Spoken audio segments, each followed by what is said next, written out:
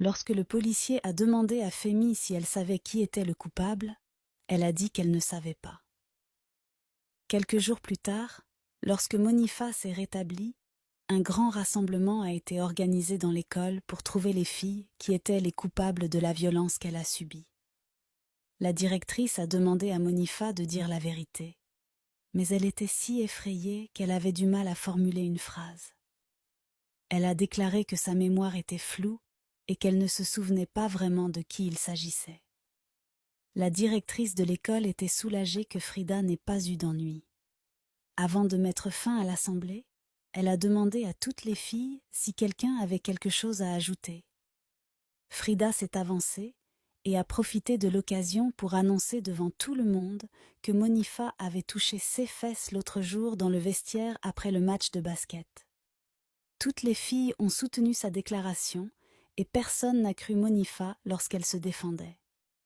Femi s'est sentie mal pour elle, mais elle n'a pas eu le courage de s'exprimer.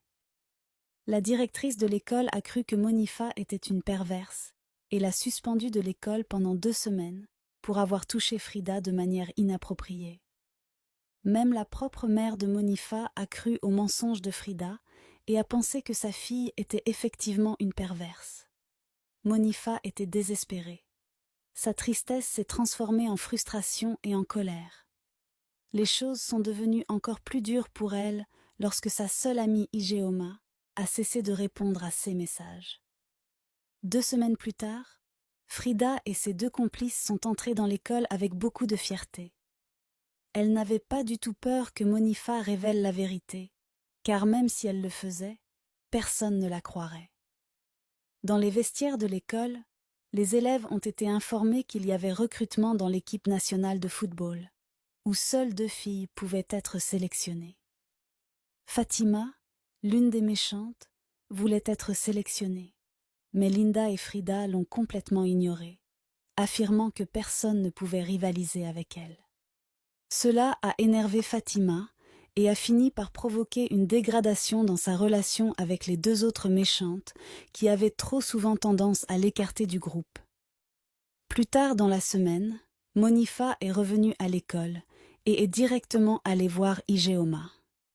Elle lui a reproché de ne pas l'avoir soutenue pendant sa suspension alors qu'elle était censée être son amie. Ijeoma lui a répondu qu'elle ne savait rien de l'histoire et qu'elle croyait que Frida avait raison.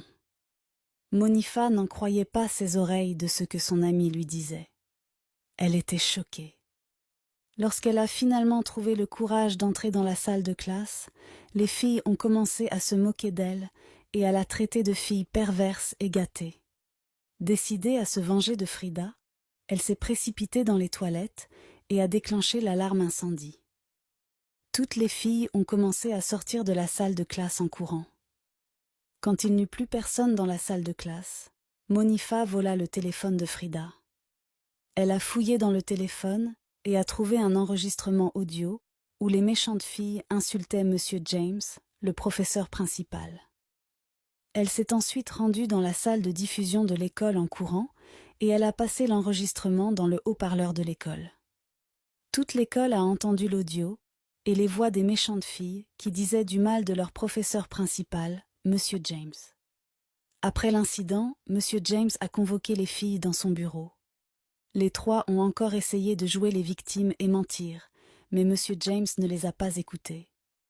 Il les a punies en les envoyant nettoyer les latrines de l'école pendant toute la journée et en leur interdisant de participer à toutes les activités sportives.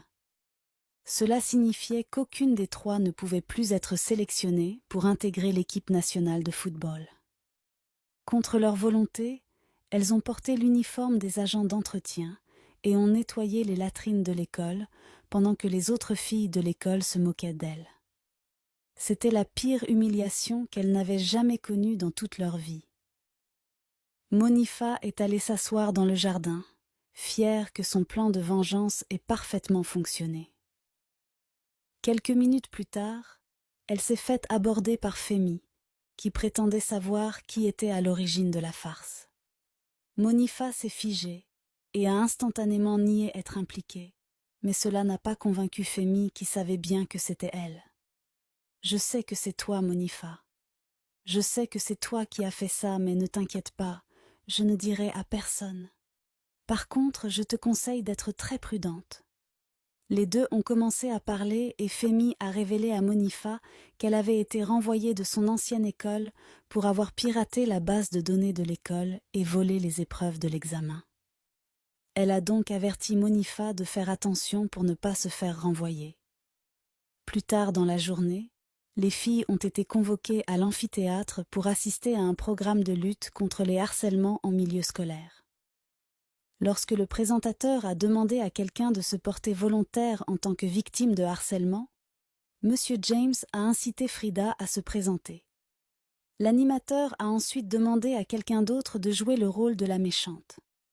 Alors que la plupart des filles avaient peur, effrayées à l'idée d'intimider Frida, même s'il ne s'agissait que d'une mise en scène, Femi a levé la main et a surpris tout le monde.